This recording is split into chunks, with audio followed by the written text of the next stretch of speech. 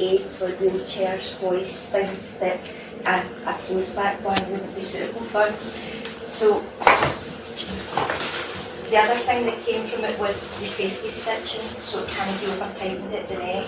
So you can try and tighten that, and that is as much as it will go, so that it can't be too much.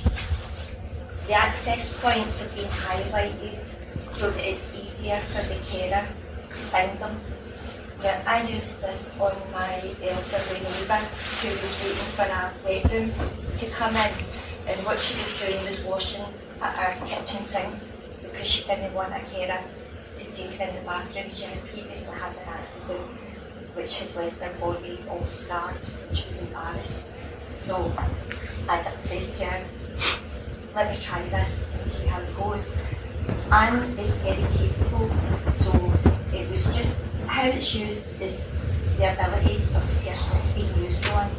So what I did with Anne, I had to get a bit of training from an occupational therapist because I'm not a professional carer. So when she had her bath board, when got her own bath board, I literally just went in, put her dressing gown down, and she was completely covered.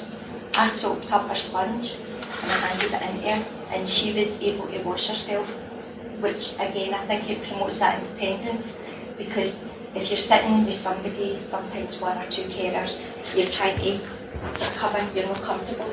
But Anne was able to freely wash herself inside.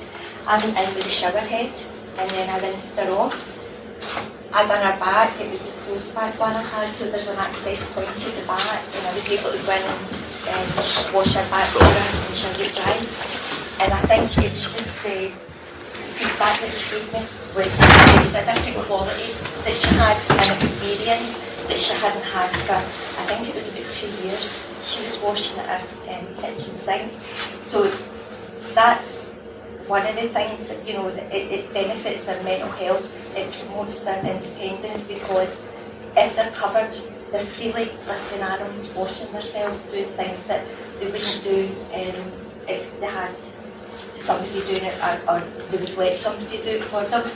So the access points, as I say, there's a closed back one, it's got 3 points, 2 at the front and 1 at the back.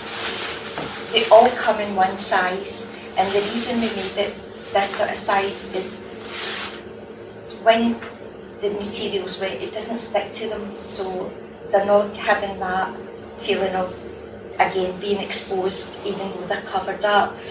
And the other thing is, it makes it easier. So once a person's been showered and washed, again, it depends on their ability.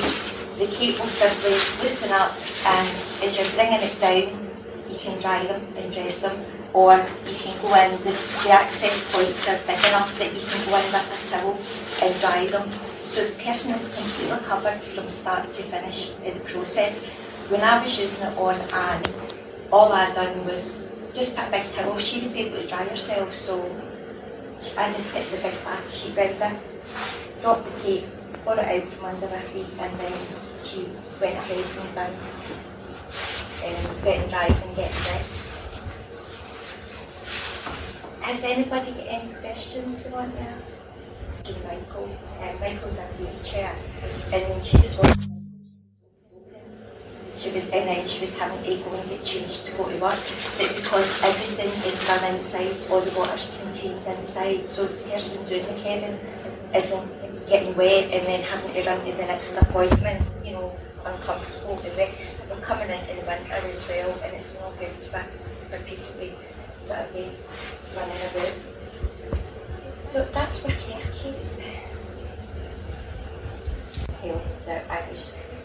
What I would say is, as Lorraine said earlier, it's not suitable for everybody. For people with advanced dementia, we wouldn't recommend it in case they felt too claustrophobic, they wonder what's going on. But maybe if they're sadly started that process and it's introduced as part of the hygiene routine, it would be different, it would be normal for them before they get to, you know, sadly.